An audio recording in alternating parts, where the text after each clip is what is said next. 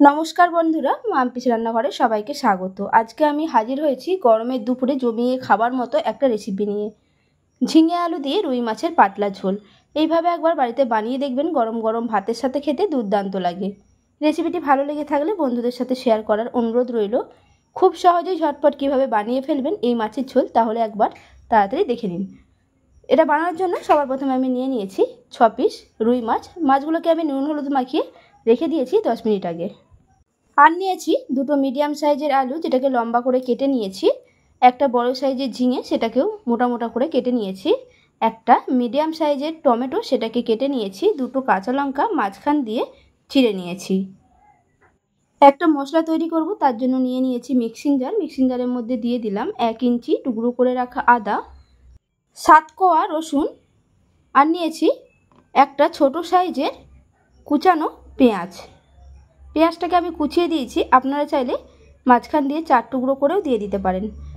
মশলাটার একটা মিহি পেস্ট বানিয়ে নেব। দেখুন মশলাটার পেস্ট করা হয়ে গেছে, একেবারে মিহি করে পেস্ট করে নিয়েছি।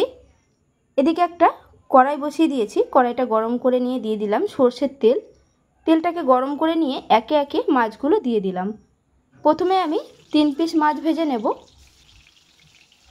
মাছটাকে হতে দিলাম 2 থেকে 3 মিনিটের জন্য। 3 মিনিট পর মাছটাকে আমি উল্টে নিচ্ছি। দেখুন মাছের এক পিঠ খুব ভালোভাবেই ভাজা হয়ে গেছে। মাছের অন্য পিঠটা হওয়ার জন্য আরও 2 মিনিট অপেক্ষা করব। 2 মিনিট পর মাছের অন্য পিঠটাও ভাজা হয়ে গেছে দেখুন। এরপরে এই মাছগুলোকে একটা প্লেটের মধ্যে তুলে নিলাম। ঠিক একইভাবে মাছগুলোকে আমি দিয়ে দিলাম। বাকি 3 পিস মাছ, সেগুলোকেও লাল লাল করে ভেজে নিয়েছি দেখুন। এরপরে এই মাছগুলোকে আমি তুলে নিলাম।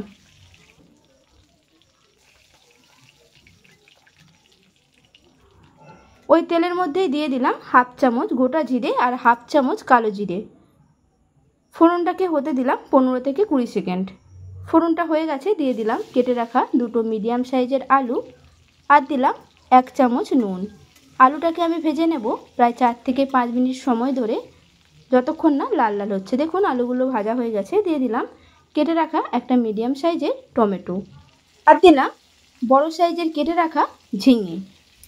টমেটো আর ঝিঙেটাকে আলুর সাথে খুব ভালোভাবে ভেজে নেব। আবারও 3 থেকে 4 মিনিট সময় ধরে আমি সব কিছু ভেজে নিয়েছি। দেখুন ঝিঙেগুলো নরম হয়ে গেছে আর টমেটোটাও সেদ্ধ হয়ে গেছে। দিয়ে দিলাম পেস্ট করে রাখা মশলা, 1 চামচ জিরের গুঁড়ো, 1 চামচ লঙ্কার গুঁড়ো। ঝালটা যদি আপনাদের বেশি লাগে তাহলে অবশ্যই লঙ্কার গুঁড়োর পরিমাণটা বাড়িয়ে দেবেন। 1 চামচ হলুদ গুঁড়ো দিলাম, আর দিলাম 1/2 চামচ নুন। মশলাটাকে দিয়ে খুব ভালোভাবে কষিয়ে নেব। গ্যাসের ফ্লেমটাকে লোয়ে রেখে আমি মশলাটাকে খুব ভালোভাবে কষিয়ে নেব। যত ভালোভাবে কষাবেন তত এই মাছের ঝোলটা খেতে ভালো লাগবে। প্রায় 5 থেকে 6 মিনিট সময় ধরে আমি মশলাটাকে কষিয়ে নিয়েছি। দিয়ে দিলাম জল। আমি এখানে ঝোলটা পাতলা করব, তাই আমি বেশি পরিমাণে জল দিয়ে দিলাম। জলটা আপনারা নিজেদের পছন্দ অনুযায়ী দেবেন, যেরকম ঝোল রাখবেন সেই পরিমাণে জলটা দিয়ে দেবেন। সব কিছু একসাথে মিশিয়ে নিলাম। এই সময় নুনটাকে একবার চেক করে নেবেন, যদি নুনের প্রয়োজন হয় তাহলে অবশ্যই নুনটাকে দিয়ে দেবেন। আমার এখানে নুনের প্রয়োজন হয়েছিল, তাই দিয়ে দিলাম স্বাদ মতো নুন। আবারও সব কিছু একসাথে মিশিয়ে নিলাম। মেশানো হয়ে গেছে, দিয়ে দিলাম দুটো চেরা কাঁচা লঙ্কা। ঢাকনাটাকে আটকে দিয়ে মিডিয়াম আঁচে হতে দেব 10 থেকে 15 মিনিটের জন্য। 15 মিনিট পর ঢাকনাটাকে আমি খুলে নিলাম। দেখুন ঝিঙে আর আলু সেদ্ধ হয়েছে, আলুটা একটু সেদ্ধ হতে বাকি আছে। দিয়ে দিলাম ভেজে রাখা মাছগুলোকে ঝোলের সাথে খুন্তি দিয়ে খুব ভালোভাবে মিশিয়ে নিলাম। মেশানো হয়ে গেছে, আবারও ঢাকনা আটকে দিয়ে এটাকে হতে দেব মিডিয়াম আঁচে 5 মিনিটের জন্য। 5 মিনিট পর ঢাকনা খুলে নিলাম। দেখুন এই সময় আলুগুলো খুব ভালোভাবেই সেদ্ধ হয়ে গেছে। গ্যাসটাকে বন্ধ করে দিলাম। রেডি হয়ে গেল আমার আজকের রেসিপি ঝিঙে আলু দিয়ে রুই মাছের পাতলা ঝোল। রেসিপিটি আপনাদের কাছে কেমন লাগলো অবশ্যই কমেন্টে জানাবেন। গরমের দুপুরে এইরকম একটি মাছের ঝোল হলে একেবারেই জমে যাবে। ভালো লাগলে একটা লাইক করে দেবেন, বন্ধুদের সাথে শেয়ার করে দেবেন, আর নতুন বন্ধু হয়ে থাকলে আমার চ্যানেলটিকে সাবস্ক্রাইব করার অনুরোধ রইল। পাশে থাকা বেল আইকন সমেত।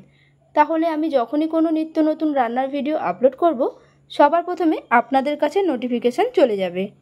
সুস্থ থাকবেন, ভালো থাকবেন, ধন্যবাদ।